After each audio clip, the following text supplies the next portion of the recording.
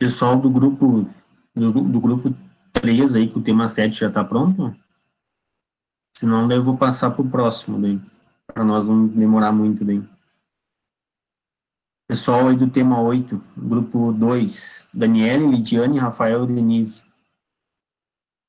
Tá, então tá. Podem daí apresentar, então, o grupo 8.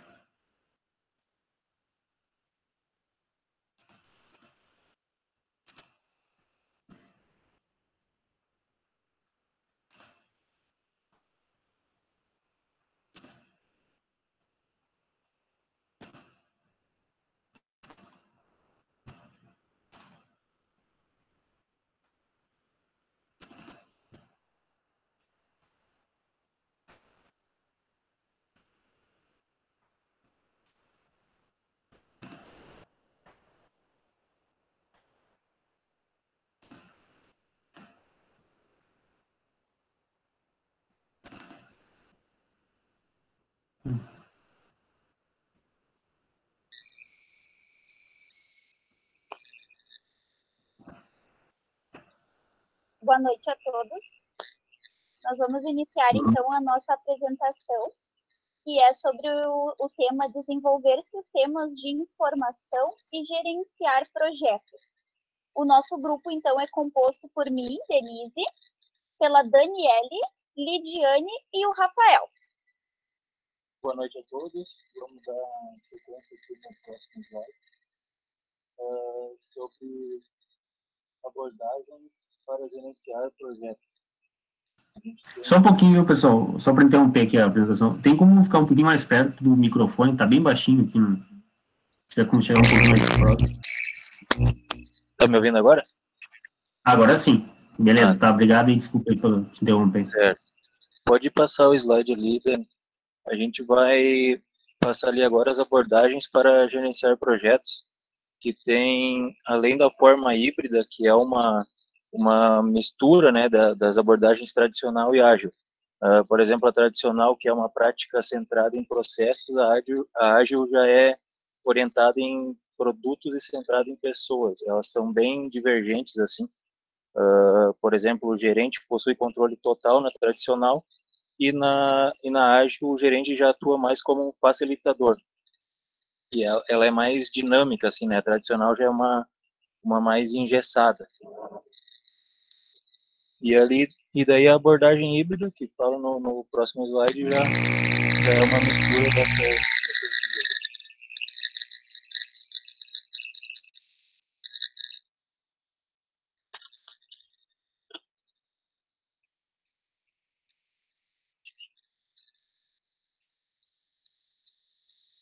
Pode passar, Dani, o slide.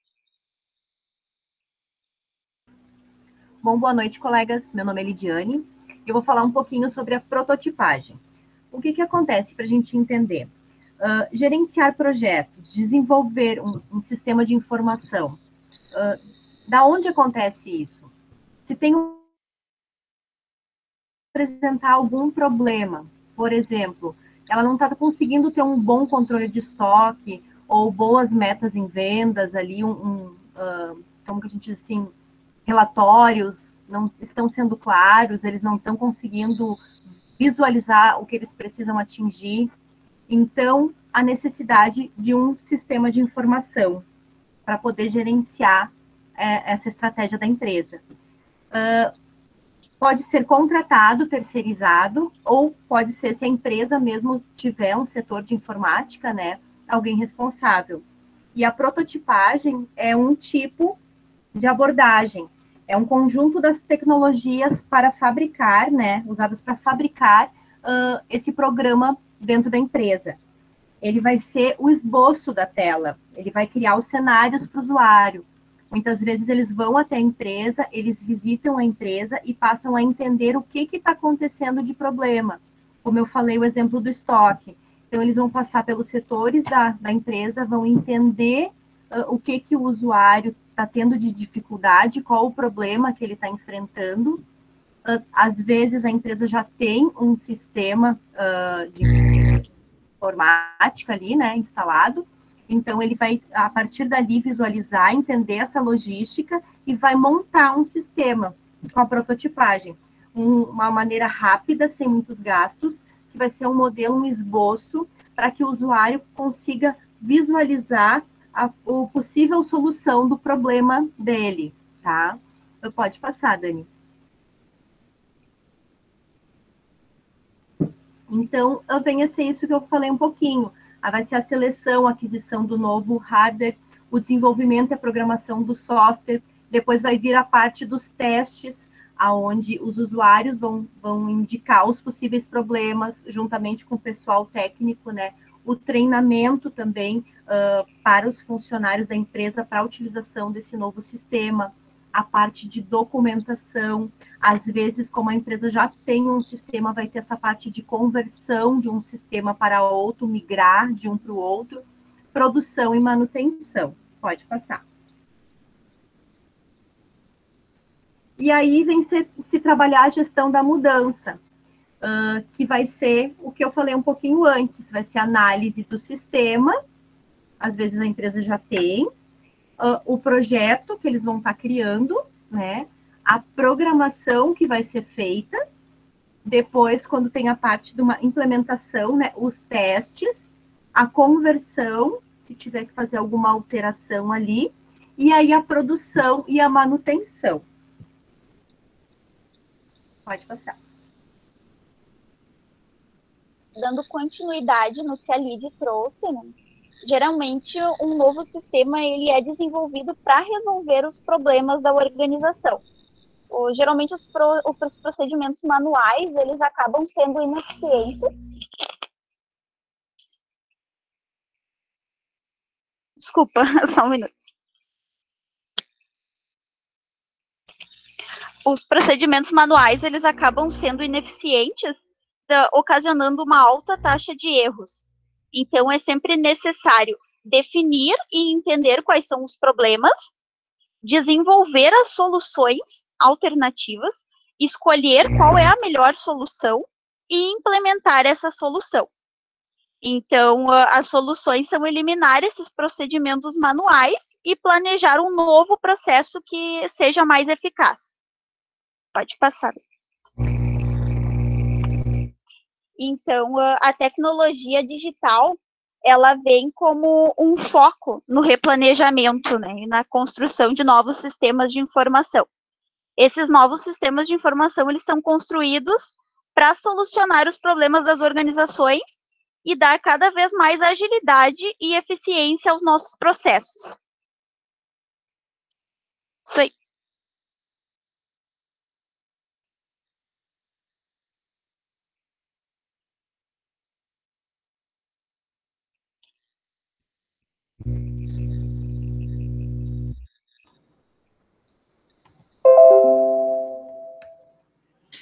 Então, pessoal, estão me ouvindo? Boa noite, a Daniele que está falando. Tá me ouvindo? Bom. Tá. Sim, tá bem boa qualidade. Obrigado. Tá. Eu vou falar, então, sobre etapas para desenvolvimento de sistemas, da parte de análise de sistemas. Ela é dividida em 4 etapas, então, a definição e entendimento do problema.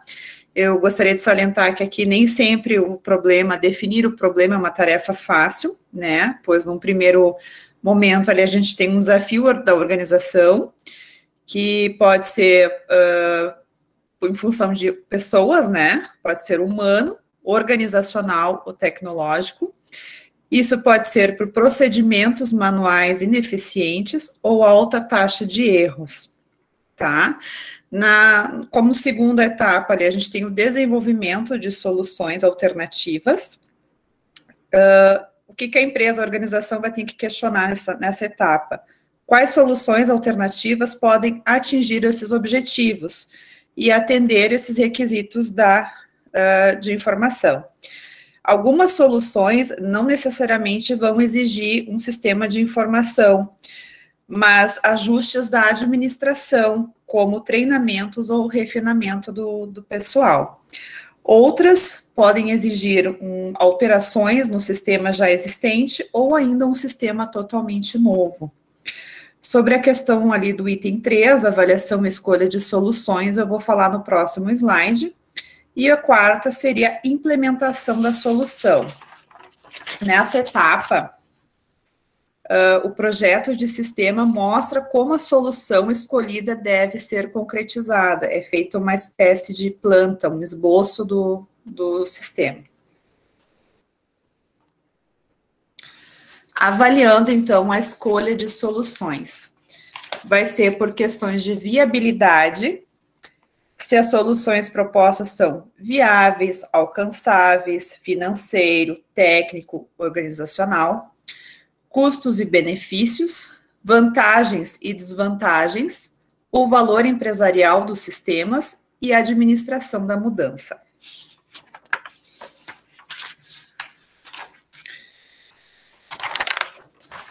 Sobre a implementação da solução. Na parte de projeto de sistemas, ela vai mostrar como a solução escolhida deve ser concretizada. Ela é aquela espécie daquela planta ali que eu falei anteriormente.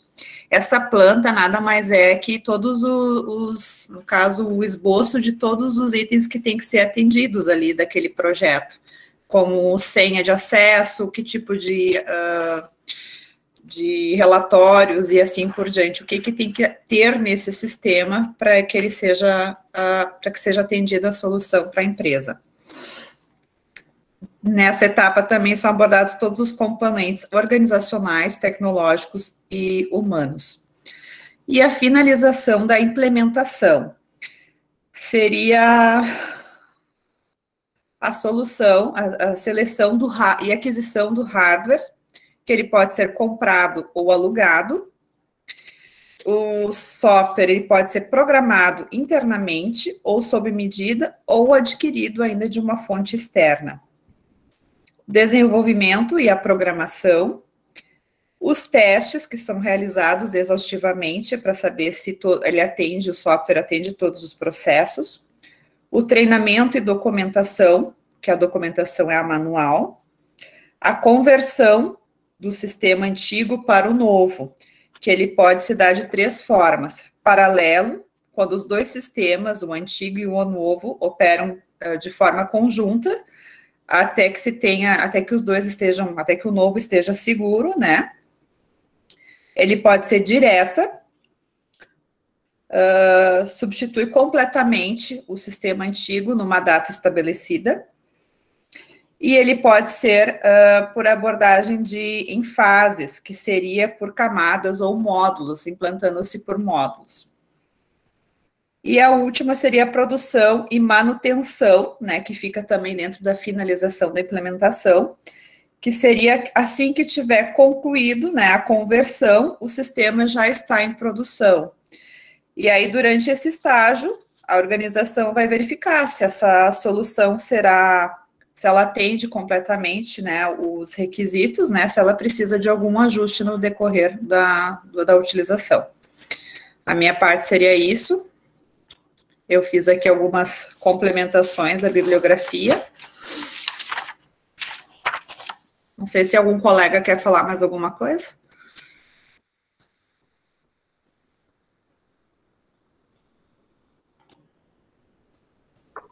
Da minha parte seria isso também. Tá certo. A minha também, tudo ok. Tudo certo.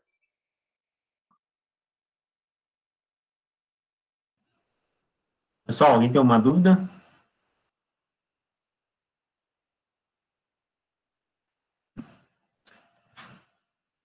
Só para falar um pouquinho daquela questão inicial ali dos processos tradicionais e, né, das metodologias ágeis, né? Inclusive tem disciplinas, né, que trabalham com essa parte aí de metodologias. Nós, no curso integrado, nós abordamos um pouco desse assunto, né, dos processos de desenvolvimento ágeis na parte, dentro da disciplina de análise para sistemas. E aí, é bem interessante essa parte, porque nas empresas, né, toda essa parte de desenvolvimento de software hoje, ela é, olha, praticamente quase 100% que é utilizado abordagem ágil, né, desenvolvimento de software, que tem bem esses aspectos ali, né, foco nessa parte de codificação, né, diferente da abordagem tradicional, que foca muito na parte burocrática, muito em papel, muito em documento, tá? Então, a parte ágil, como o próprio nome está dizendo, né, ela foca mais na parte de colocar a mão na massa, né? Então, transformar, né, aquilo em papel, que é o software, em código, né? Então, é bem interessante esses cases aí, porque a maioria das empresas estão utilizando, né, o XP, que é um dos exemplos, e o outro exemplo que é o Scrum, que nós vimos. O Scrum, na verdade, nem é considerado uma abordagem, né, uma metodologia ágil, é mais um framework, né, seria um conjunto de melhores práticas, né, para o desenvolvimento ágil, digamos assim. Mas, enfim, aqui é só questão de nomenclatura. Até o próprio livro, ele aborda também, né, alguns cases, e essa parte de desenvolvimento ágil, então, mesmo aí o pessoal da administração, que, né, não tem muito essa parte técnica, né, ali em termos de informática, mas é bem importante vocês terem, porque realmente quem coordena projetos de desenvolvimento de software não é o pessoal da área de computação, é o pessoal da área de gestão. Então, tem que ter esse domínio, né, de toda essa parte de desenvolvimento ágil, né, conhecer, né, os conceitos, as características, enfim, como é que funciona, né, como é que é o ciclo. Aqui vocês abordaram só uma pincelada, tá? Na disciplina nós abordamos bem mais coisas, e daí tem todo o ciclo do desenvolvimento ágil, o ciclo do Scrum, né, os papéis que tem o Scrum, né, o XP, enfim, toda essa parte aí em termos de conhecimento teórico que é importante, né, para vocês da área de gestão, certo? Então, só para complementar, né, a fala inicial ali, em relação, né, à abordagem tradicional, que é uma abordagem muito defasada, digamos assim, para os dias de hoje, tá? Claro, para sistemas críticos, né, sistemas que exigem uma rigidez maior em termos de levantamento de requisitos, desde lá da parte, dessa parte de levantamento de requisitos até a parte da implementação, depois da manutenção, ainda é utilizado a abordagem tradicional, tá? Porque daí são sistemas que exigem um conhecimento e um levantamento de requisitos bem correto desde o início, né? Que não aceitam muito a questão de possíveis mudanças nos requisitos, tá? Coisas que a abordagem ágil permite, né? Inclusive, ela é bem aceita, bem vista por ela, essas mudanças. Tá? Então, os sistemas críticos aí, como um sistema de usina nuclear, né, ou até mesmo ali controle termonuclear também, ou até mesmo ali controle de um sistema de aviação, essas coisas que, né, exigem uma precisão maior, exigem um levantamento, exigem mais uma burocracia, algo, né, mais voltado para o papel desde o início, para depois ir para a parte do software, ainda é aceitável, né, utilizava as abordagens tradicionais. Mas do resto, né, ali 90 e poucos por cento, quase 100%, é o uso de abordagens ágeis, tá? Então, só para complementar aí um pouquinho do que foi falado na apresentação, tá? Agradeço aí pela apresentação do grupo.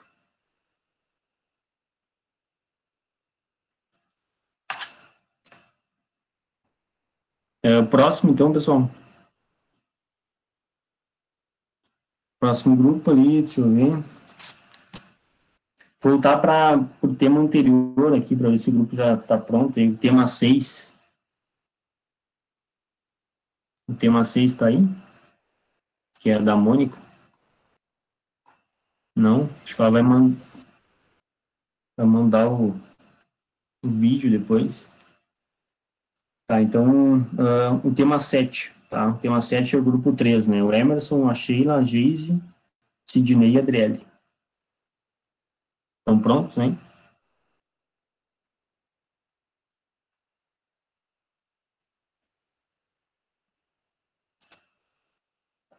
Pessoal aí do tema 7, estão prontos?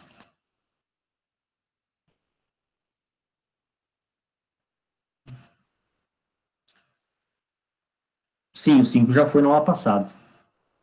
A Geise está sem internet. Tá, a Geise é do grupo, do tema 7, né? Tá, vamos aguardar mais um pouquinho. Será que ela consegue entrar ainda daqui a pouco ou não tem como? Se conseguir deixar a gente por último, Daí, se ela conseguir acesso, a gente apresenta, se não tiver problema de ir passando os demais. Tá, então vou tentar passar aqui para o tema 9.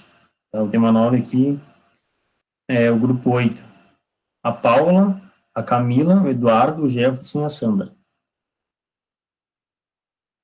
Estão prontos, hein? Sim, estamos aqui.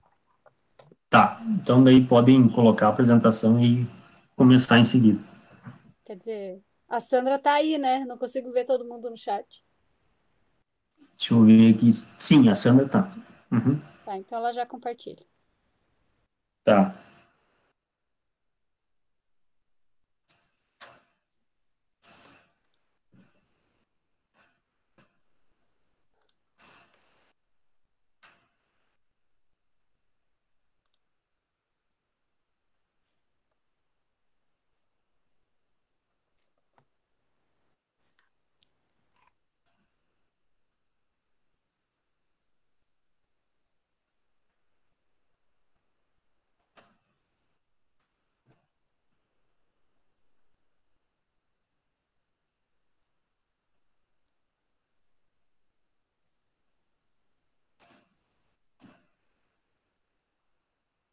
Quando quiser começarem, tá?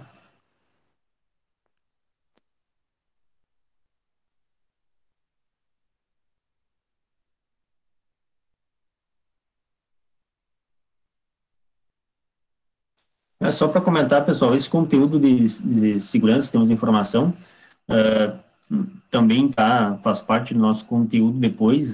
Nós temos só mais 2 conteúdos para ver, que é, além de segurança da informação, um pouco de governança de TI, mas eu vou focar mais na parte de ataques, né? Então, aqui o grupo vai falar mais dessa parte teórica, e aí, para não ficar muito repetitivo depois, comentar tudo de novo, eu vou focar mais na parte de alguns ataques, tá? Alguns tipos de código malicioso.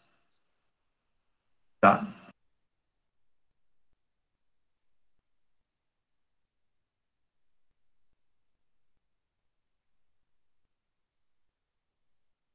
Sandra, tu tá falando porque eu não tô te ouvindo.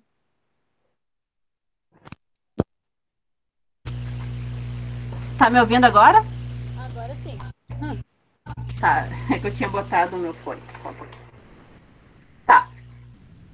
Então, por que os sistemas são vulneráveis? Hoje em dia, né, é um grande volume de quantidade de dados armazenados no formato eletrônico, que podem ser acessados, na verdade, de qualquer lugar do mundo, ou até, às vezes, muitas vezes, do smartphone que sofrem e podem também fazer esses ataques. Tem poucas técnicas de criptografia padrão para proteger senhas, ou muitas vezes as empresas optam também por não adotarem essa prática. Tem uma técnica conhecida como SALT, que acrescenta uma série de dígitos aleatórios no final dos códigos das senhas, né, que não tem ou pouco ou nenhum custo, assim, que evitaria já algumas coisas que acontecem. Muitas vezes também é uma falta de obrigatoriedade de empresas indenizarem os clientes em caso de roubo de dados. E as redes públicas são mais vulneráveis que as redes internas.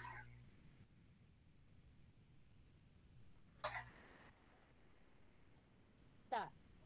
Então, sobre a vulnerabilidade dos sistemas. O que vai acontecer quando a gente se conecta com a internet sem ter um firewall ou um antivírus ou os dois? O computador pode ficar danificado, o hardware dele, né? Tipo, um ataque pode danificar o HD ou a memória ou as outras partes. Ou pode acontecer o roubo para posterior divulgação ou destruição de dados do computador. Os fatores técnicos, organizacionais e ambientais agravados por decisões administrativas equivocadas. Nesse caso, a gente botou o exemplo da Liqueline, que é uma empresa bem conhecida, tá? Ela tem uma grande quantidade de usuários, mais de 225 milhões. Em 2012, ela sofreu um ataque de hackers que violaram e roubaram 6,5 milhões de senhas, tá? E a empresa não tinha um executivo-chefe de segurança, né, para evitar e proteger esse tipo de falha de segurança. E, na verdade, o gasto que eles teriam com o sistema, porque eles não usam nem uma criptografia que a gente falou que é salting, de acrescentar alguns caracteres, que já tornaria o sistema menos vulnerável a esses ataques. O gasto em implantar um sistema assim seria mais barato do que o dano que ele acabou causando, na verdade.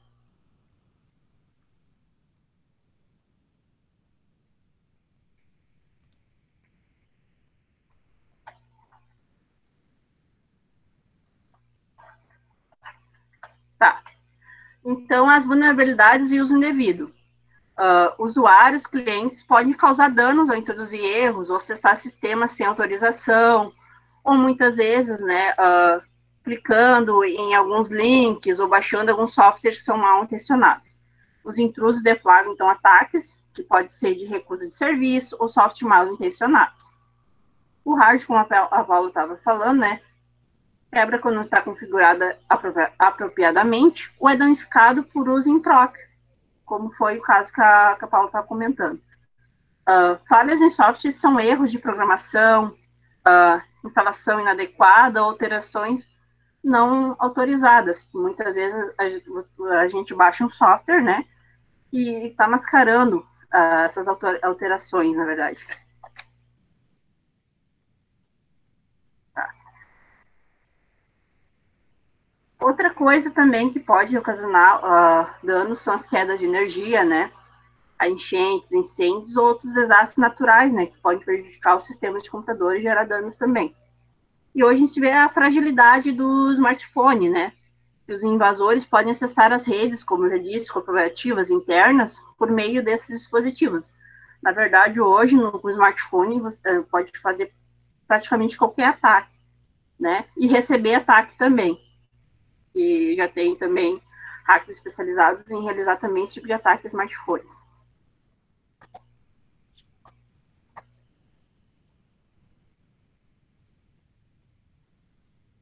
Tá, aqui a gente tem uma imagem para exemplificar como é que funciona o firewall.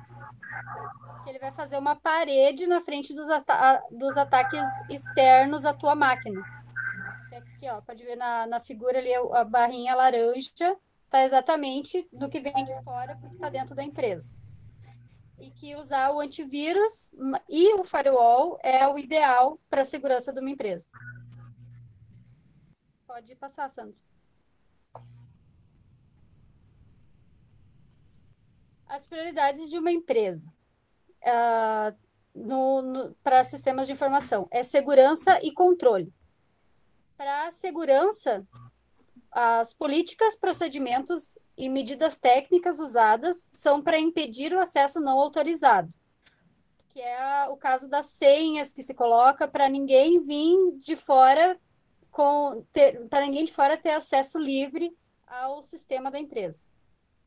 E o controle são os métodos, políticas e os procedimentos organizacionais que vão garantir a segurança. O que eles vão fazer para que essas senhas e outros controles e outros procedimentos funcionem para dar segurança para a empresa. Pode passar, Sandra.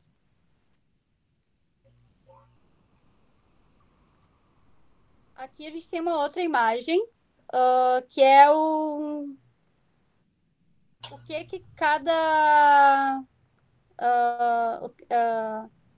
agora não fugiu a palavra. O que acontece em cada caso. Aqui dentro dos sistemas corporativos, que tem o hardware, os sistemas, o software, acontece roubo de dados, cópia, alteração, com falha de hardware e de software. Os servidores corporativos são mais sujeitos a hackings, a ataques de malwares, a roubo e fraude, ao vandalismo e ataques de recusa de serviço. Dentro da linha de comunicação, que é a internet, que eles instalam os vírus para escuta clandestina, os sniffing, a alteração de mensagens, roubo e fraude também, e radiação. Só que aqui na ponta, para o cliente, para a gente, às vezes aparece só como acesso não autorizado e erro, e a gente está, às vezes, ajudando a distribuir um vírus. Pode passar, Sandra. Tá. Então, eu vou explicar um pouco mais ou menos como funciona o vírus e os outros softwares mal intencionados. O vírus, ele transporta uma carga que ela pode ser benigna, digamos assim, que é quando a gente acessa uma página e fica piscando as imagens e mensagens ali que a gente tem a tendência de clicar em cima. Ou ela é destrutiva, que daí ela pode destruir todo um programa de computador, entupir a memória, reformatar o disco rígido, e eles só são transmitidos quando tu clica num e-mail, por exemplo, que tem um anexo, e esse anexo está infectado. Aí só tu não clicar, ele já começa a rodar o vírus dentro da tua máquina. Pode passar, Sandra. Um worm, ele é parecido com o vírus, mas ele funciona sozinho. Tu não precisa clicar nele para ele se espalhar dentro da máquina. E eles destroem também, como os vírus, destrói os dados, programas, interrompe o funcionamento das redes dos sistemas. Pode passar, Sandra. Aí, o mais avançado deles seria os ataques por SSQL injection. Que eles eles usam o próprio código da web para mudar alguma coisa e... Nossa, agora eu olhei no errado. Sandra, passa para o próximo, por favor.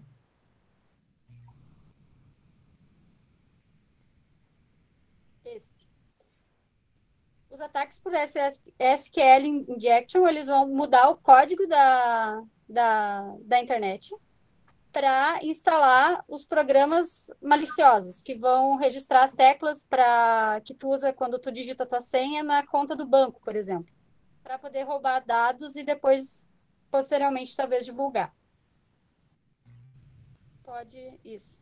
E os cavalos de Troia são os mais conhecidos da gente, digamos assim. Ele é uma porta de entrada para um outro código mal intencionado. Tu baixa ele junto com o e-mail e daí ele fica lá quietinho, e quando tu acessa um outro programa, ele se ativa deixando o outro entrar. Bem que nem na história do mito grego mesmo, da cidade lá de Troia. Pode passar, Sandra.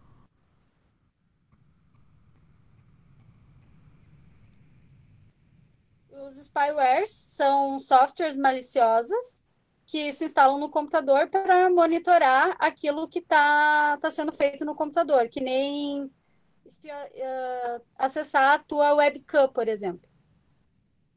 Pode passar, Sandra.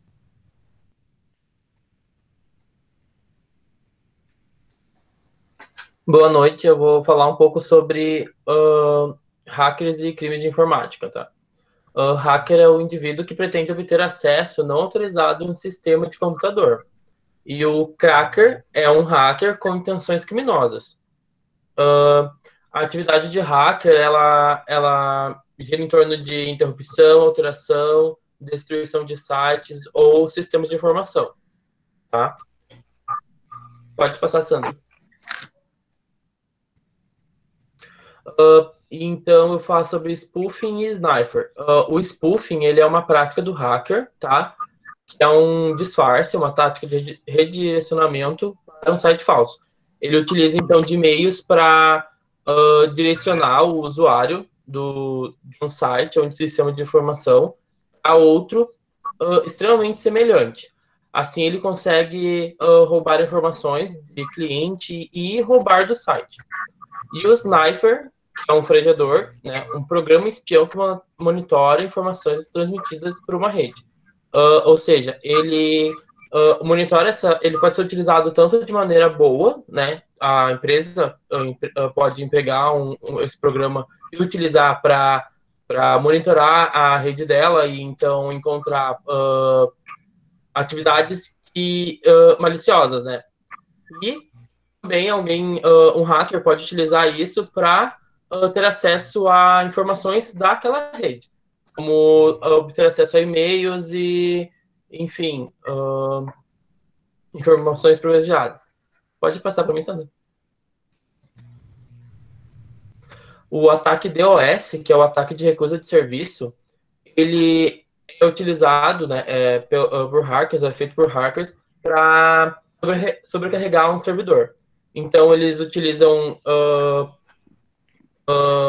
computadores e atacam um site para sobrecarregar aquele site, né? Então, com várias mensagens falsas e pedidos, né, para que aquele site não consiga atender a verdadeiros pedidos, entende? Sandra, passa para mim. E o DDoS, o ataque distribuído de serviço, ele é com o mesmo objetivo, né, para sobrecarregar um site, um servidor. Só que ele ele é utilizado em inúmeros computadores, né? É uma rede muito maior de computadores, atacar de diversos pontos. Pode passar, Sandra. Aí, então, surgem os crimes de informática, né? Que, como a gente já está vendo, eles têm vários meios de conseguir isso. Então, eles podem usar os computadores como alvos de crime, né? Violar a confiabilidade, acessar sistemas, acessar o computador protegido, cometer fraudes, né? Como muitas vezes a gente vê no sistema legislativo, executivo, que pode acontecer, acessar intencionalmente, infligir danos a um computador protegido, né, de maneira negligente ou querendo transmitir intencionalmente o programa, código, comando para danificar, ameaçar, causar danos ao computador protegido. Como um computador como instrumento de crime também, que é roubo de segredos comerciais, cópias não autorizadas de softwares, esquemas, usar e-mail para ameaças ou acessos, tentar interceptar comunicações eletrônicas, né? Acessar legalmente comunicações eletrônicas, inclusive e-mail, né? Possuir material de pedofilia, como a gente já está vendo nas mídias, muitas vezes já sendo deflagrado, investigado por Polícia Federal ou outros meios de... Tá? Isso causa o quê? Um prejuízo econômico, né? O custo médio anual desses crimes de informática gira em torno de 8,9 milhões por ano de dólares, tá? Muitas vezes o que acontece? Eles roubam, como anteriormente foi falado, quando tu vai preencher algum dado para fazer uma conta num banco eletrônico, coisa assim, eles podem roubar o teu número de identidade, o teu CPF, né? Utilizar para fazer uma outra e gerar outros golpes, né? Tem a fraude do clique também, né? Quando aparece aqueles anúncios do clique, também pode ser redirecionado ou acessar o teu computador, né, e gerar algum dano. E tem também o ciberterrorismo, né, que seria contra os sistemas de informação com o objetivo de criar alarme, pânico, perturbação, como seria o caso, talvez, de organizações terroristas, né, de tentar perturbar alguma coisa assim. E tem a guerra cibernética também, porque hoje tem sistemas de ataque que são totalmente, assim, claro que eles têm uma proteção maior, né, mas podem sofrer uma sabotagem, ou, né, e espionagem, que seria uma das preocupações hoje em dia. Vou falar mais um pouco sobre ameaças internas, né? Muitas vezes quando é falado sobre a fragilidade do sistema de segurança, a gente pensa sempre sobre os ataques externos, né? Só que tem ameaças internas, que são a questão dos funcionários. Muitos desses usuários, eles não têm o mesmo conhecimento técnico, então, né? Geralmente pode ocorrer de pessoas esquecerem as senhas e compartilhar elas entre si, entre os funcionários. Então, o funcionário ele tem acesso privilegiado a informações e o mau uso de senhas, né, ele pode tornar a rede, no caso do sistema de segurança, mais frágil. Pode passar para mim, Sandra? A vulnerabilidade do software, né, é a presença de bugs escondidos ou defeitos no código do programa. Então, o que acontece? Geralmente, em um software grande, principalmente de tomada de decisões, ou até mesmo nos pequenos, eles têm várias centenas de opções ali, de resultados, né? E muitos deles têm falhas no seu erro no código, né? E, consequentemente, isso vai, tipo, é quase impossível tu encontrar eles. Tu só vai encontrar eles durante o uso, né?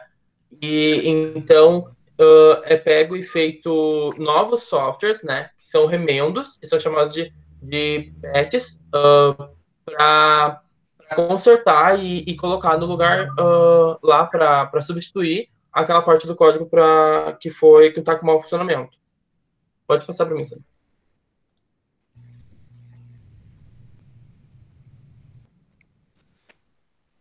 Boa noite. Eu vou falar sobre o valor empresarial da segurança e do controle.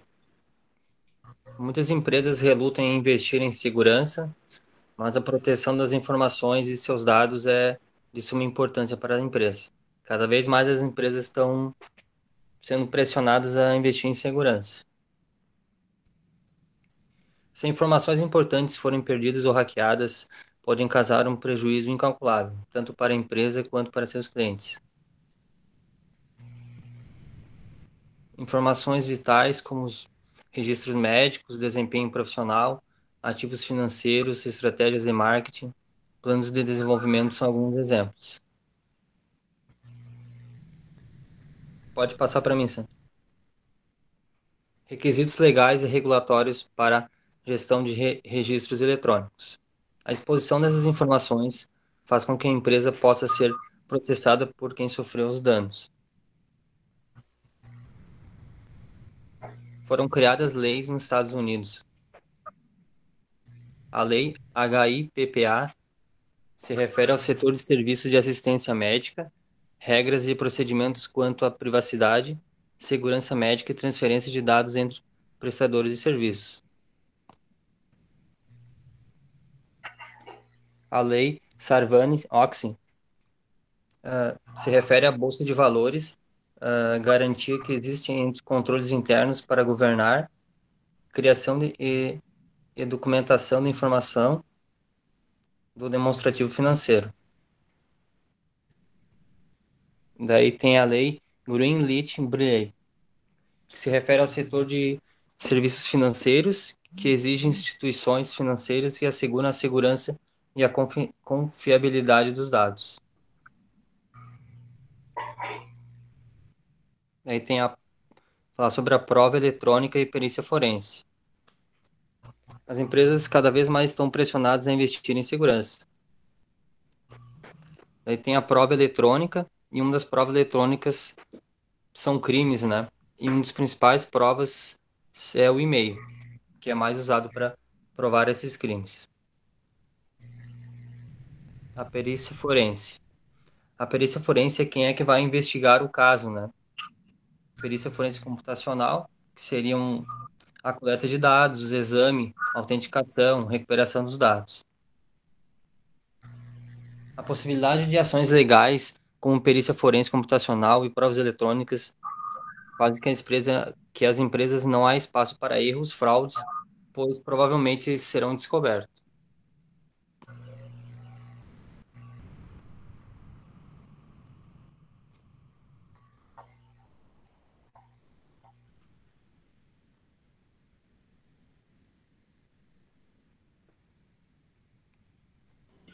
Boa noite. Então, eu vou falar um pouquinho como estabelecer uma estrutura de segurança e de controle dentro da organização. Para que serve a estrutura de segurança e controle? Ela serve para proteger os dados da empresa e para monitorar esses dados e também, como foi falado antes, os os riscos que vêm de fora e até os internos também, como os próprios funcionários ou a inserção de dados errados. E ele também monta um plano de contingência, né, que é para a recuperação desses dados. Pode passar, Sandra.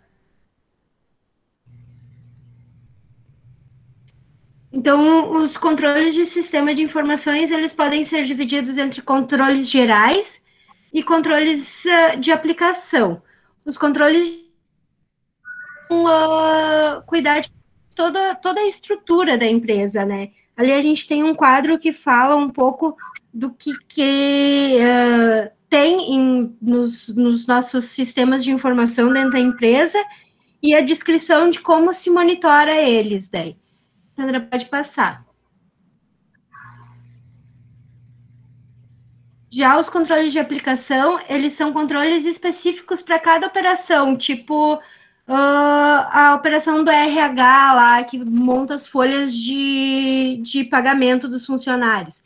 É um exemplo de controle de aplicação específico. E então, a gente tem os controles de entrada, a gente se divide em controles de entrada, de processamento e de saída. Os de entrada são todos os dados que são inseridos no nosso sistema. E eles cuidam da conversão dos dados e da edição dos dados. Os controles de processamento, eles vão verificar se os dados que estão sendo inseridos, que estão lá, eles estão completos e precisos. E os controles de saída, eles garantem que os resultados sejam distribuídos de forma correta. Né? Não que a pessoa que está lá na produção, ela vai querer saber alguma coisa da produção e o dado que está saindo para ela é um dado do RH. Então, os controles de saída, eles vão cuidar para que cada pessoa tenha acesso ao dado que precisa e não um outro dado. Pode passar, Sandra.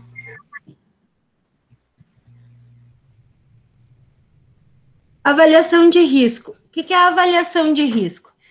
A empresa, quando ela monta o software, além dos controles que são do dia a dia, ela vai ter que fazer uma avaliação de risco para avaliar o que vai fazer com que aquele sistema seja vulnerável, né?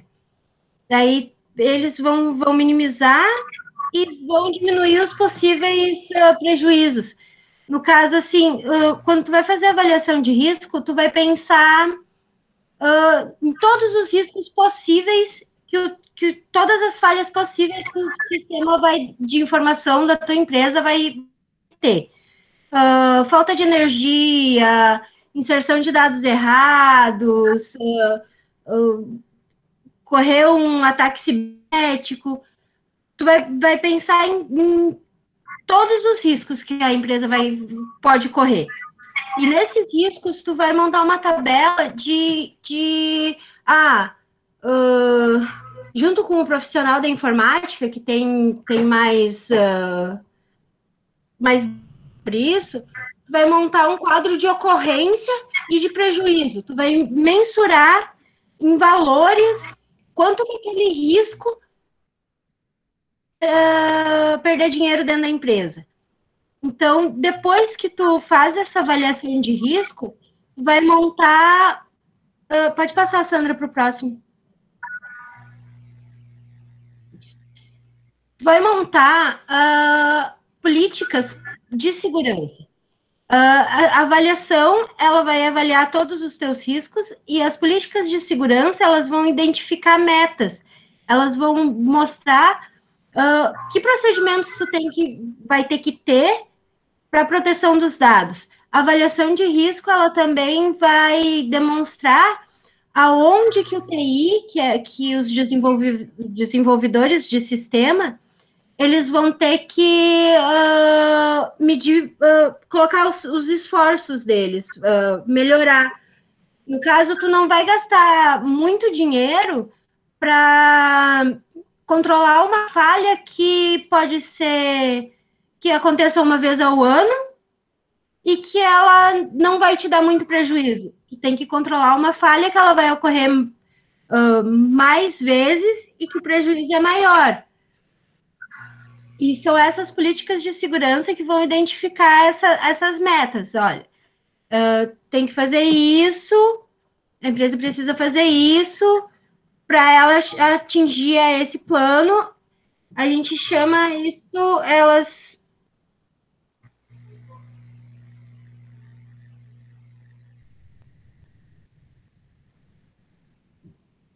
Desculpa. Elas identificam políticas de segurança aceitável, né? O que a gente aceita que aconteça. Quando a gente tem esse plano de políticas de segurança, a gente também monta um próximo plano. Como recuperar informações caso desastres.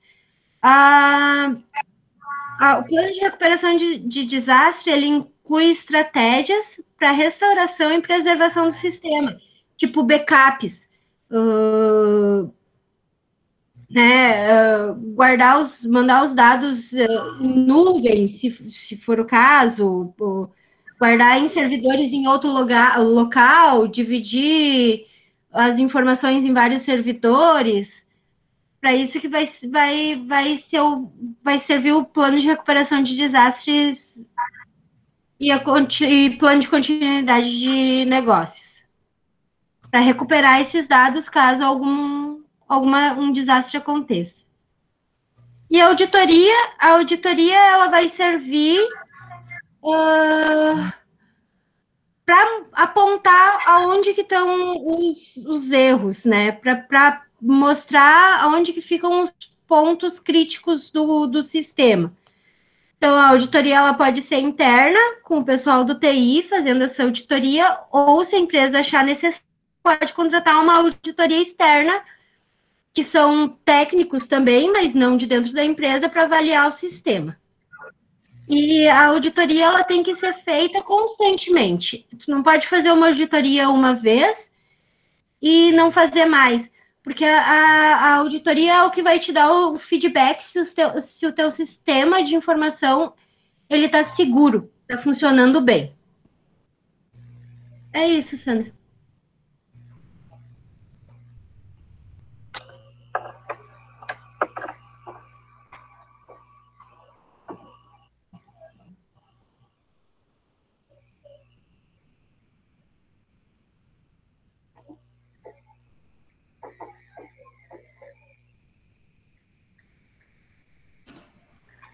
Certo? Obrigado pelo grupo.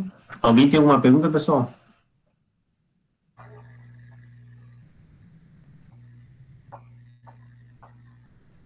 Tá, então vamos passar para o próximo.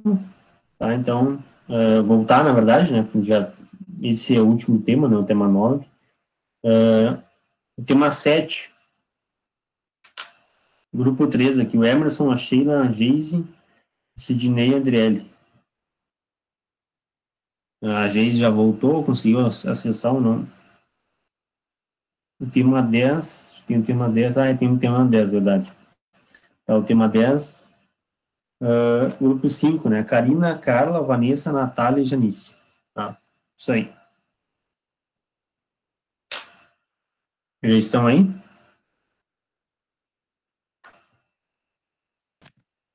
Karina? Sim, já tô colocando. Tá, certo.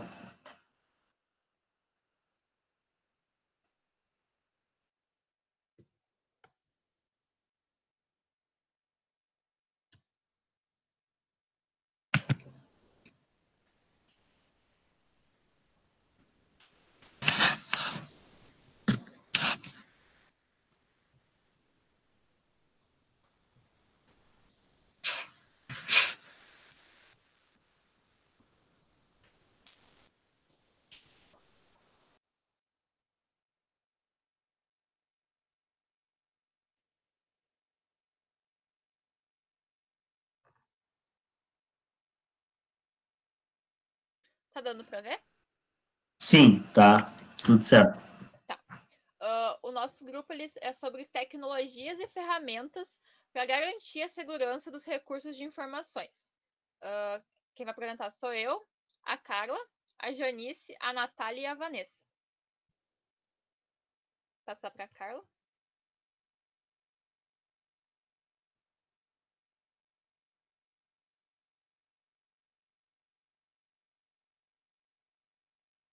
Será que a internet da Carla caiu?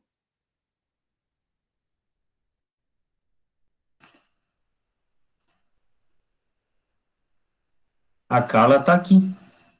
Ela tá com o microfone desligado, mas tá aqui. Pois ela tá online? Carla, tá escutando? Sim, agora consegui. Ah, tá. Boa noite. Tá, então tá. Boa noite. Tudo certo, tudo certo. Boa noite, grupo. Boa noite para todo mundo. Então, segundo Kemet, existe uma gama de ferramentas, tecnologia para ajudar as empresas a salvaguardar seus sistemas e dados entre essas informações. Estão as seguranças de dados e sistemas, garante a disponibilidade de sistemas e a de qualidade de software. Pode passar? Só um pouquinho, só para pedir para a Carlinha desligar o microfone, tá começando a dar interferência. Deixar só quem tá falando aí com o microfone ligado. Tá, obrigado. Desculpa aí te interromper. O controle de acesso. Um conjunto de políticas, de procedimentos que uma empresa usa para garantir que nenhuma pessoa não autorizada acesse o sistema. O usuário necessita de uma autenticação. Essa operação se dá por meio de senhas de uso individual. Pode passar?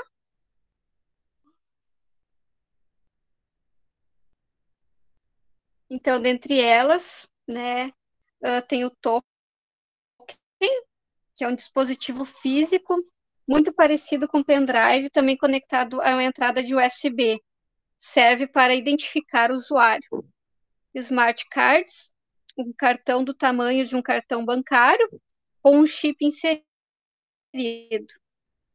Autenticação da biométrica, que são traços humanos, como a íris, impressão digital e voz. Esse compara as credenciais do usuário. Pode passar?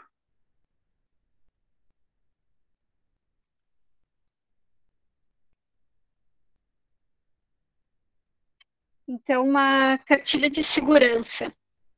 Na era digital, todos que utilizam de equipamentos e sistemas eletrônicos com acesso à internet são expostos a uma série de riscos: furtos de dados, acesso a conteúdo impróprio ou ofensivo, invasão de privacidade, divulgação de boatos por pessoas mal intencionadas. Pode passar?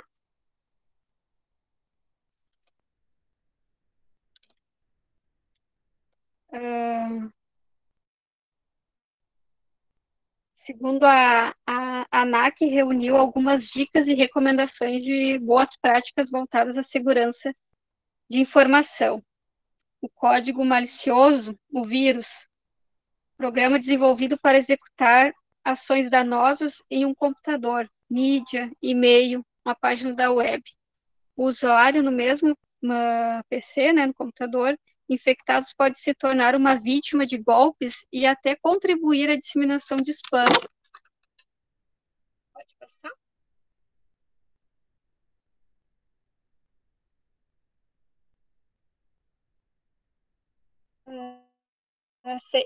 Isso. A privacidade. Quanto mais informações disponibiliza, mais difícil fica preservar sua privacidade. Importante ter consciência, pois pode ser exposta sem que a pessoa queira. No computador, tentar sempre mantê-lo seguro. Sempre vai ter meios para invadi-lo. Por isso é importante manter o computador sempre seguro e diminuir as chances de ser utilizado indevidamente por invasores. Pode passar?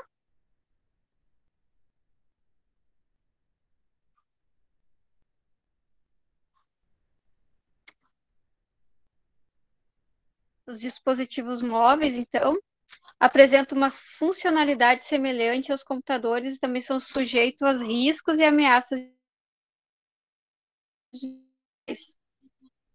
Se você, fotos, contatos, agendas de compromisso, está sempre conectado, é importante o conhecimento sobre os perigos e o descuido desse dispositivo, pois pode representar e saber cuidados são necessários para diminuir as ameaças de segurança.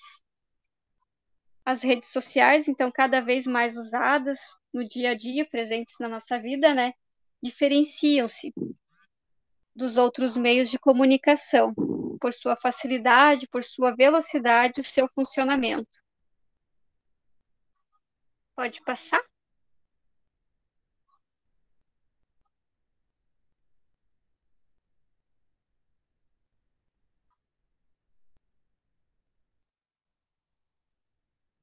O comércio eletrônico, então, graças à internet, realizamos tudo, transações bancárias, sem a necessidade de ir ao banco. Os golpistas também tentam persuadir vítimas em potencial para obter informações sensíveis, já que os servidores de uma instituição bancária, ele é muito mais protegido, né? Então, eles tentam atacar as pessoas por meio de e-mails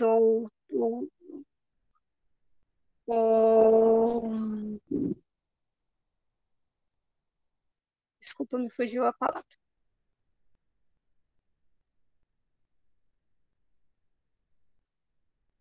Ou de páginas falsas. Então, as redes, um equipamento conectado a qualquer rede, computador, dispositivo móvel, modem ou roteador, pode ser infectados por meio de falhas de configuração, códigos maliciosos, exploração de vulnerabilidades existentes nesse dispositivo ou por senhas fracas. Pode passar?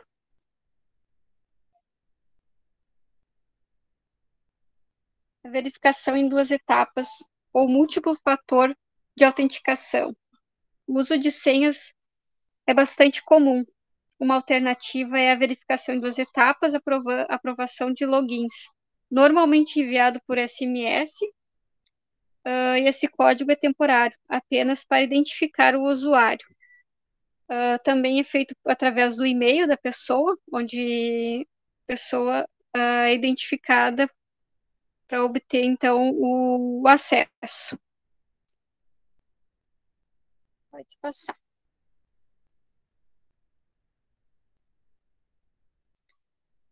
O processo adiciona uma segunda camada de proteção no acesso com uma conta. Trata-se de um recurso opcional oferecido por diversos serviços de internet e exige que o usuário, além da utilização de senha correta, valide seu acesso por um segundo de código, como falei, né, por um SMS. Além dos cuidados descritos de uma cartilha, há várias ferramentas que um gestor pode usar para impedir que os acessos indesejados ocorram na rede de sua organização.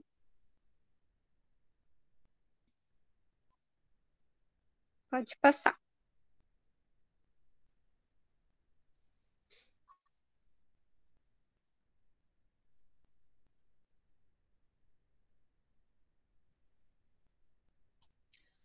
Bom, eu vou falar um pouco sobre os firewalls. Eles são uma combinação de hardware e software, e eles controlam o tráfego que entra e sai da rede, como o grupo anterior já tinha falado.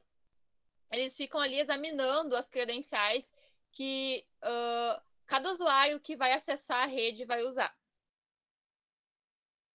Aqui a gente tem um esquema para mostrar. Eles funcionam como se fosse realmente um muro, né?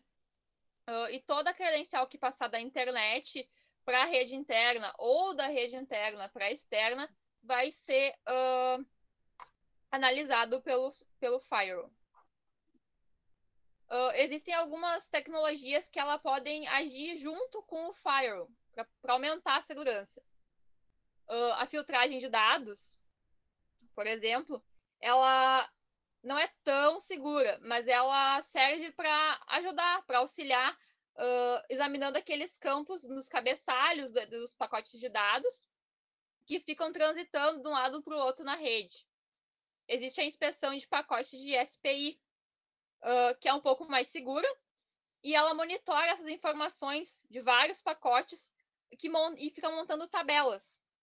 A função dela é determinar se eles estão dialogando de forma correta e se sim, se realmente eles estão estabelecendo uma conexão legítima, aí esses pacotes são aceitos pela inspeção.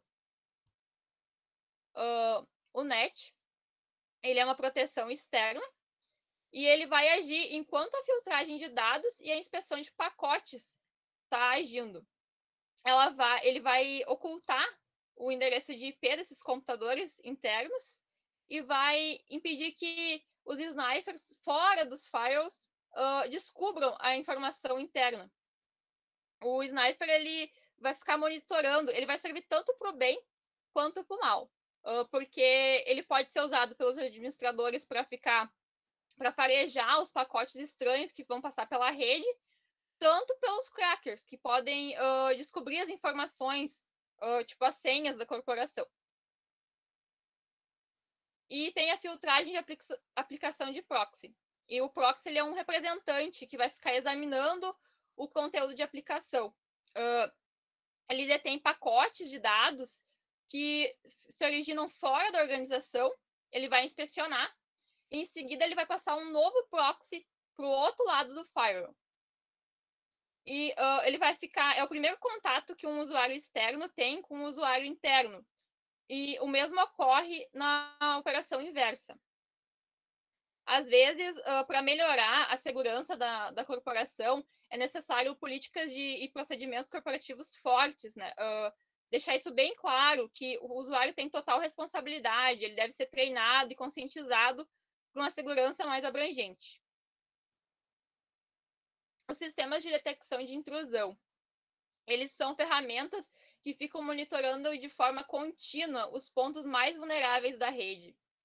E eles têm o objetivo de detectar e inibir os invasores que podem atacar.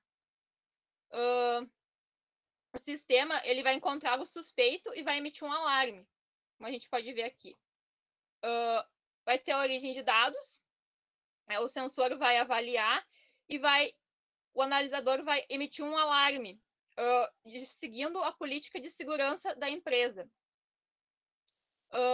Analisando esse dado, ele vai entrar ou não, né, na corporação. O usuário ele vai receber a notificação, a origem a informação, e vai devolver a resposta para o usuário externo. A gente pode classificar esses sistemas de intrusão em 3 categorias. A detecção por assinatura ou mau uso, que é quando ele age por padrões já pré-definidos, como as senhas, tanto que, por exemplo, o nosso telefone, se a gente errar 3 vezes a senha de modo consecutivo, ele vai acabar bloqueando, porque já tem um padrão pré-definido de como o usuário entraria no computador. Tem a detecção por anomalia, que ela cria um perfil do usuário, né? Ela coleta os dados e ela cria um padrão pré-definido desse usuário. A gente pode citar como exemplo um usuário que sempre acessa a rede em horário comercial. E em determinado dia ele teve que acessar a rede de madrugada para entregar um relatório de última hora. Quando acontece isso, o sistema vai bloquear ele de modo imediato, porque é fora do padrão do usuário fazer isso. E tem a detecção baseada em especificação. Ela é bem mais complexa que as anteriores e não é tanto usada. Ela vai restringir a operação correta de um programa ou um protocolo e vai monitorar a execução do programa, também com uma definição pré-estipulada. O software antivírus e os anti-spyware. Eles são projetados para verificar as informações que tem nos drives e nos sistemas de informações, para banir os vírus e detectá-los. A gente pode definir eles em 3 categorias. O software individual, ele é portável, ele funciona por meio USB, e ele é usado por administradores para efetuar uma análise de emergência. E ele não funciona em tempo real. Existe um conjunto de software de segurança que ele vai detectar e vai remover o vírus. Ele é equipado com anti-spray, firewall e controle paramental. E tem o software antivírus baseado na nuvem. Ele vai agir na nuvem e não no computador. Ele vai se basear nos dados recolhidos pelo cliente e vai procurar correspondências na base dele. E assim ele vai ocupar menos espaço no computador. Lembrando que o antivírus ele só é útil se ele for constantemente atualizado. Porque, caso contrário, ele não vai ser útil porque ele só vai reconhecer um vírus se ele já foi encontrado no pacote de dados dele. Se for um vírus novo, ele se torna inútil. Segundo a Software Lab, esses são os 5 melhores antivírus: Norton, Panda, Make-F, Bitdefender e BullGuard. Os sistemas unificados de gestão de ameaça. Eles são várias ferramentas combinadas para gerar segurança de uma rede. Aqui no canal Synex Canister, ele cita assim: juntar grande parte das tecnologias de prevenção já criadas aumenta a eficácia da proteção, simplifica o processo de gestão do suporte de TI e elimina a necessidade de uma empresa contratar vários fornecedores de sistema, o que proporciona otimização do tempo e do investimento financeiro em diversos softwares. Ou seja, de vez a empresa ficar investindo em vários sistemas de software antivírus, a empresa pode investir em um muito mais qualificado, muito mais inteligente, que vai trazer um resultado muito maior para a empresa. A segurança em rede sem fio. A rede sem fio ela é muito usada porque ela é de fácil conexão. E o fato dela ser de tão fácil conexão, ela acaba sendo um alvo muito frágil para os ataques. E aí foram criados alguns protocolos de segurança para evitar esses ataques. O WEP, que ele foi o primeiro dos protocolos criados e, apesar das várias falhas que apresenta, oferece uma margem de proteção muito boa quanto à segurança se os usuários que o usarem no Wi-Fi lembrar de ativar. Ele tem um único nome, né, deve ser atribuído um único nome ao SSD, e ele tem que ser configurado no roteador para não ser transmitido. E aí ele pode ser usado junto à VPN, para auxiliar ainda mais na segurança. O WP2, ele é o substituto desse anterior, e ele é um sistema de segurança mais sólido. Ele tem as mesmas chaves que ficam se modificando, só que na verdade, essas se modificam e ela dificulta a descoberta. E aí eu trouxe uma curiosidade aqui, que no Brasil, essa pesquisa até é bem recente, foi acho que de 2 meses atrás, se eu não me engano. No Brasil, 96% das empresas assumem ter sofrido um ataque cibernético nos últimos 12 meses. Então, esses ataques cibernéticos são bem comuns no Brasil. Bom, a criptografia e infraestrutura de chave pública. A criptografia ela é um processo que transforma os textos comuns em um texto cifrado. O remetente vai enviar um texto acompanhado de uma chave, e esse texto vai ser descriptografado pelo remetente com outra chave. A gente pode citar, então, 4 métodos de criptografia de tráfego de rede. O SSL e o sucessor dele, o TSL, eles permitem que a criptografia e a descriptografia funcionem entre 2 computadores. O SHTTP, ele vai lidar com as mensagens de forma individual, que fluem na internet. O cliente ele vai negociar e o servidor vão negociar a chave e o nível de segurança que eles vão usar. A criptografia de chave simétrica, ela vai estabelecer uma seção de internet segura, criando uma chave num comprimento em bits de no mínimo 128, né, conjuntos de códigos binários. E quanto mais bits, mais alta vai ser a segurança dessa chave. Só que ela tem um probleminha. Uma chave é privada e a outra é compartilhada. E o fato dessa chave ser compartilhada, ela vai ficar exposta a invasores. A criptografia de chave pública é uma das formas mais seguras de criptografia. Ela vai ter uma chave compartilhada e uma totalmente privada. Elas vão se relacionar matematicamente em pares de chave pública, que vai ficar mantido num diretório, e outros pares em chave privada, que vai ser mantido em segredo.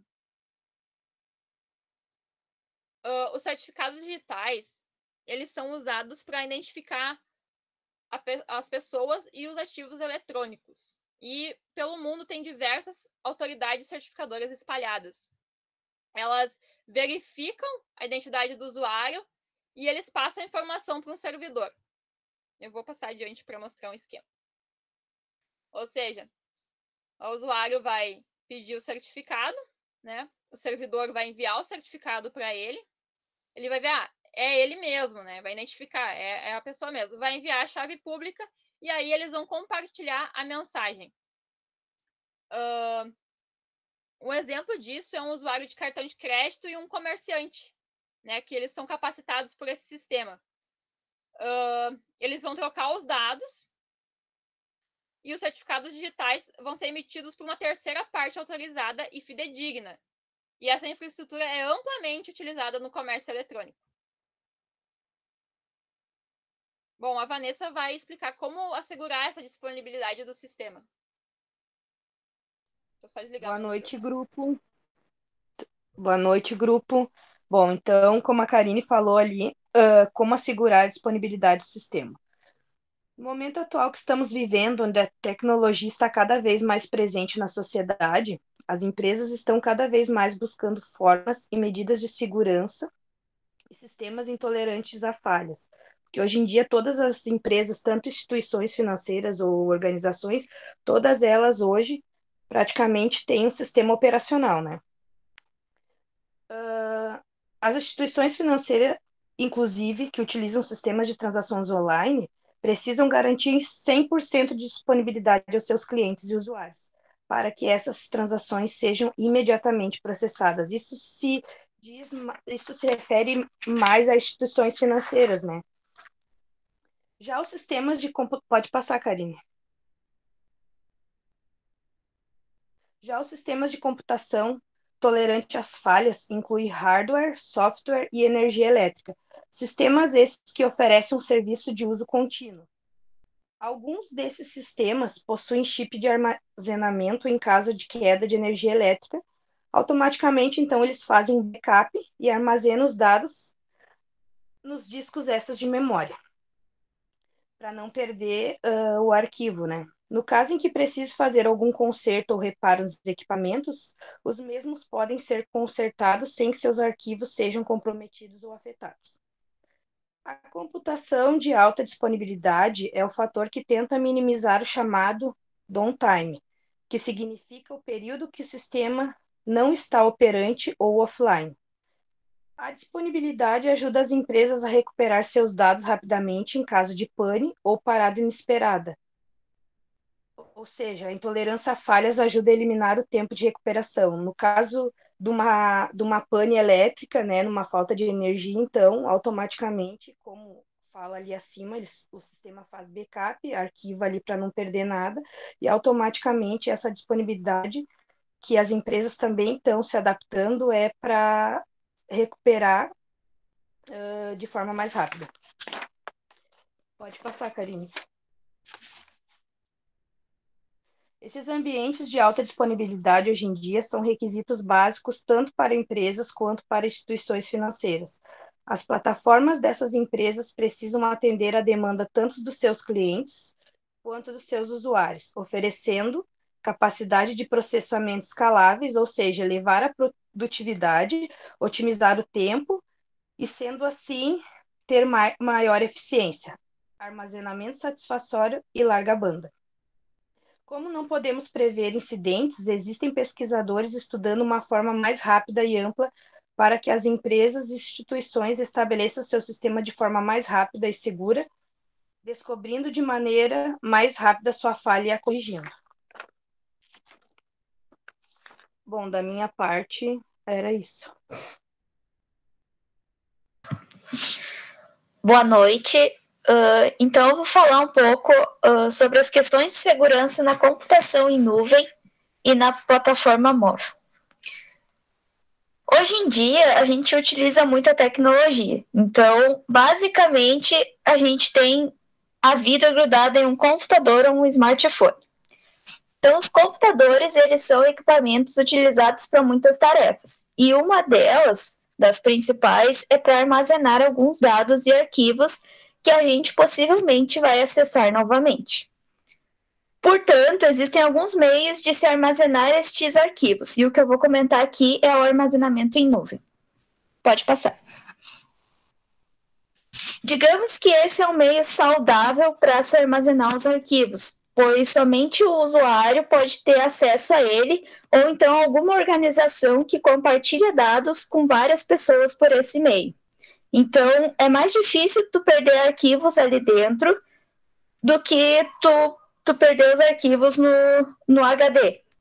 Porque no HD, quando acontece alguma coisa, pode queimar ou danificar, tu pode perder os teus arquivos e tu não consegue recuperar. E se isso acontecer, e os teus arquivos estiverem na nuvem, tu não vai perdê-los, porque tu pode acessar a nuvem por outro equipamento, por outro computador, e daí tu vai fazer login na tua conta e tu consegue acessar novamente os teus arquivos.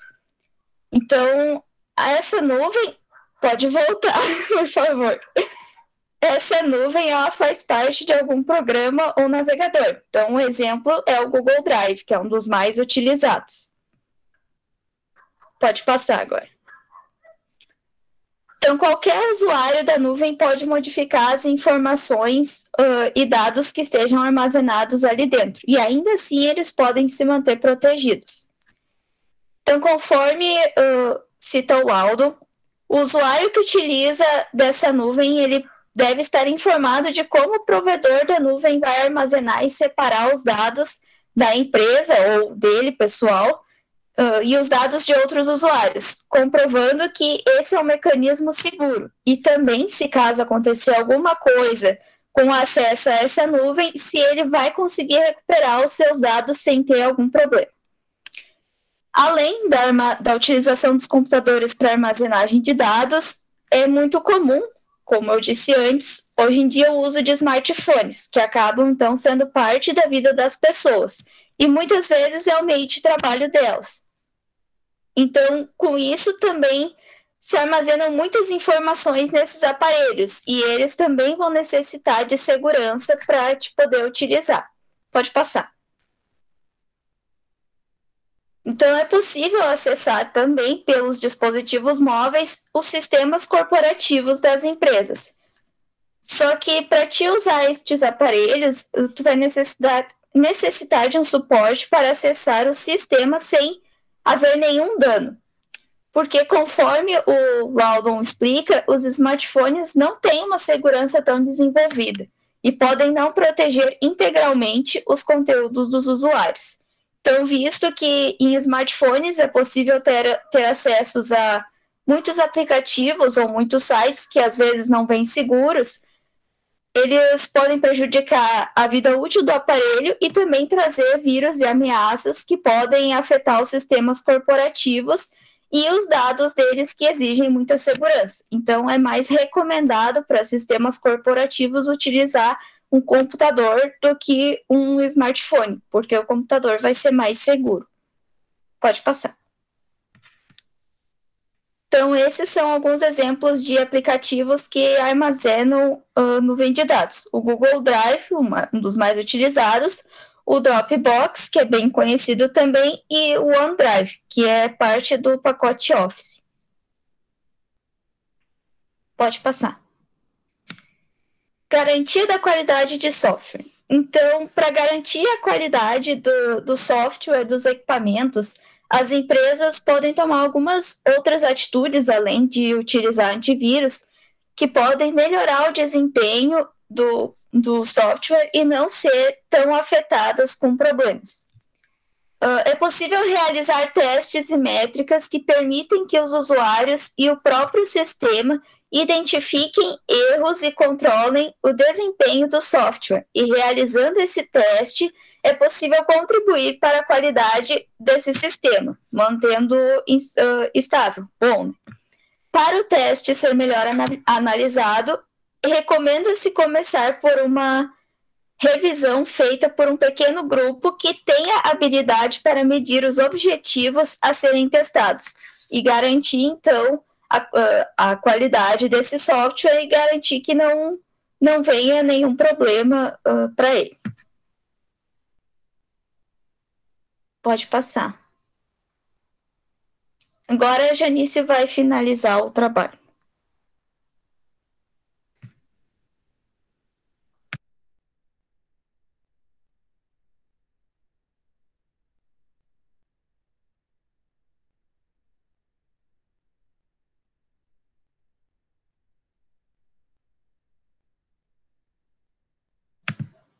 Janice?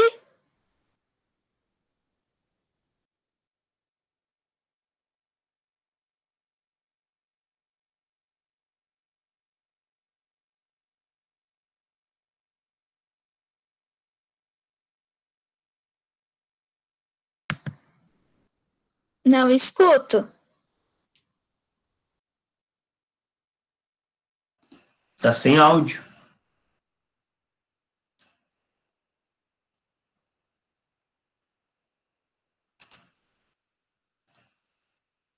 Só para aproveitar aqui, tá? Ela não entrou ainda.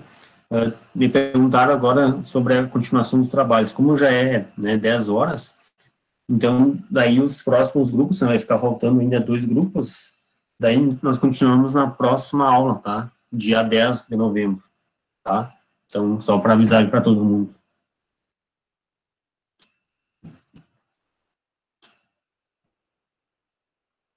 Conseguiu, Janice? Tá, certo.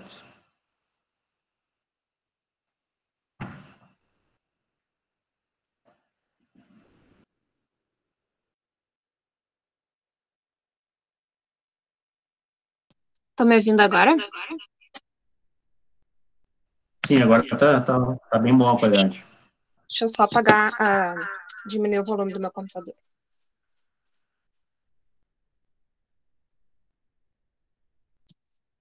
Bom. Então, eu vou falar dos problemas de decisões gerenciais. Como já foi falado até aqui, né, não é novidade para ninguém, e não precisa ser nenhum especialista para saber que existem muitos ataques e violações de segurança, né, nos computadores e sistemas. Uma vulnerabilidade, ela surge quando uma ameaça, ela encontra uma fraqueza que pode ser explorada.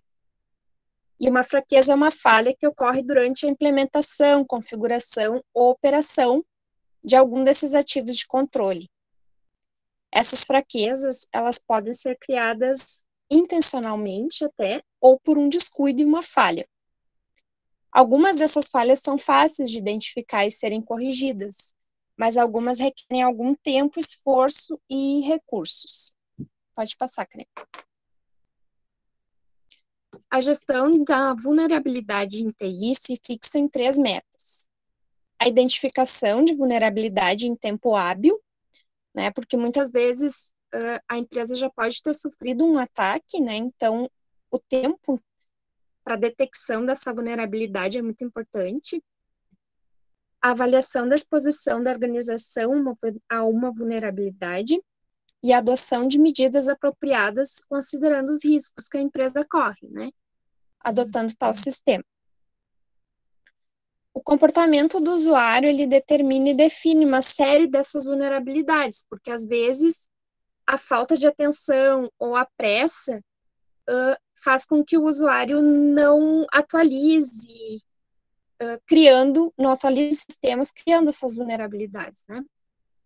E o treinamento e a conscientização dos funcionários são medidas recomendadas, porque sistemas e suítes completos de antivírus automatizam muito dessas tarefas deixadas de lado pelos usuários e aumentam a segurança dos dados da organização. Mas mesmo assim, os usuários têm que ser treinados e saber que muitas vezes eles precisam, né, fazer a parte deles para garantir a segurança dessa organização. Pode passar. Aperfeiçoando a tomada de decisão e avaliando os serviços de terceirização. A tomada de decisão é um processo que tem que alinhar a melhor possibilidade de solução com a estratégia da organização, tentando aprimorar a eficiência e eficácia da empresa, utilizando sistemas para examinar alternativas e facilitar a análise de riscos, integrando assim a comunicação e o banco de dados. Pode passar. E para ajudar nesse processo, são utilizados 2 sistemas. O SIG, que é o Sistema de Informações Gerenciais, e o SAD, que já foi comentado também, que é o Sistema de Apoio à Decisão. Ambos são ferramentas para manipulação e análise de dados. O SAD é dividido em 2 tipos. O orientado a dados, que fornece, né, as ferramentas de manipulação e análise, e o baseado em modelos, que possuem um modelo matemático de apoio à decisão. Pode passar. E as informações obtidas desses dados, então, podem ser classificadas novamente em 3 tipos: os operacionais, os gerenciais e executivos. O objetivo do SAD é transformar os dados em informações de qualidade, para que a organização possa tomar suas decisões, gerando o máximo de resultados.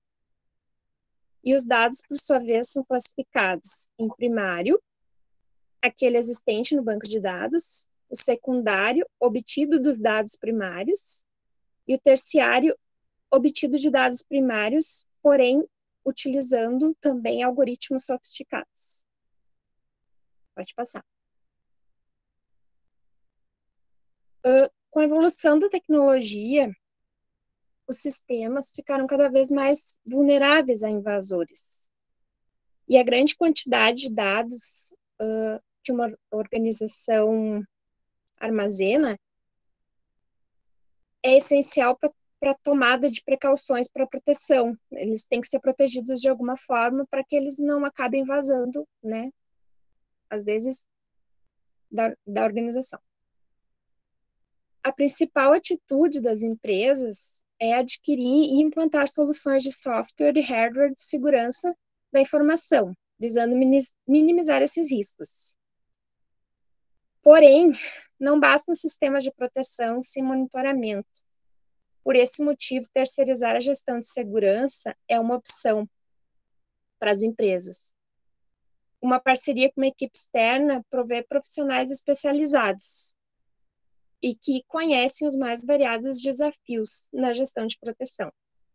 Pode passar. Ao contratar uma equipe terceirizada, os profissionais ficarão responsáveis pela proteção e resposta a ataques, identificando as deficiências e propondo soluções eficazes. Existem vários motivos para se terceirizar a segurança da informação, que é a dificuldade de contratação de profissionais qualificados, a equipe de trabalho sem profissionais capacitados para lidar com uma infraestrutura completa de tecnologia, porque, como eu falei antes, demanda atualização constante, né? Porque a tecnologia está sempre em evolução. O custo alto, muitas vezes, de manter esse profissional dentro do quadro de funcionários da empresa, a necessidade de atualização que eu já havia falado, e a disponibilidade de horário, porque Os ataques podem acontecer a qualquer hora do dia, não necessariamente no horário comercial da empresa. Então, esses profissionais precisam estar disponíveis para conseguir resolver esses problemas a qualquer horário do dia. Então, tendo em vista que a organização não gasta tempo gerindo ferramentas e pessoas, a terceirização é a melhor opção. Pode passar, Cris. Aqui a gente trouxe um esquema com uma pesquisa feita por uma empresa sobre a questão da terceirização. Então, 10% disse que traz inovações para a empresa, 36% que reduz custos, 22% que foca as questões da empresa, 8% suprir aumento da demanda, 10% aumentar a qualidade do serviço e 14% suporte especializado, atualizado e treinado. Então, de minha parte, seria isso também, da minha contribuição.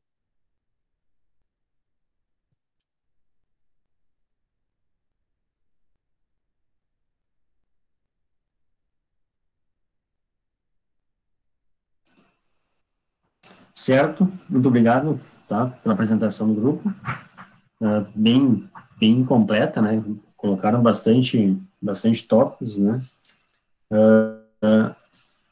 Alguém tem uma dúvida, pessoal?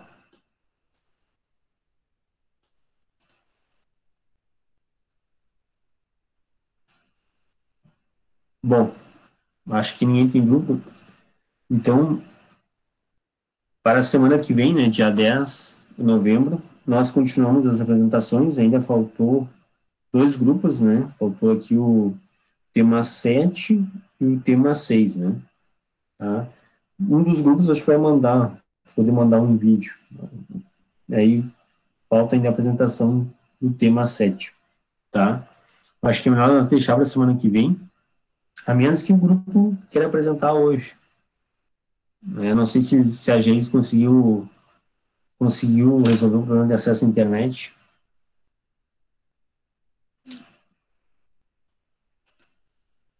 O grupo está aí ainda? Ou já saiu? O grupo da Geis, acho que já saíram. Tá, então deixamos para a semana que vem, tá? Então agradeço pela atenção, tá? Agradeço mais uma vez pelas apresentações e qualquer dúvida, tá? Podem enviar e-mail. Nos vemos na semana que vem de novo, né? E aí semana que vem terminamos as apresentações. Provavelmente, se der tempo, já continuamos o conteúdo, tá? Basicamente, a gente vai ver ainda um pouco de governança de TI e segurança da informação, né? Segurança da informação, basicamente, já foi quase tudo tratado aqui na apresentação do grupo, né? Mas, enfim. Então, já estamos aí chegando quase na reta final da disciplina, né? Certo, pessoal? Então, boa noite, abraço e até semana que vem. Boa noite, senhor. Boa noite.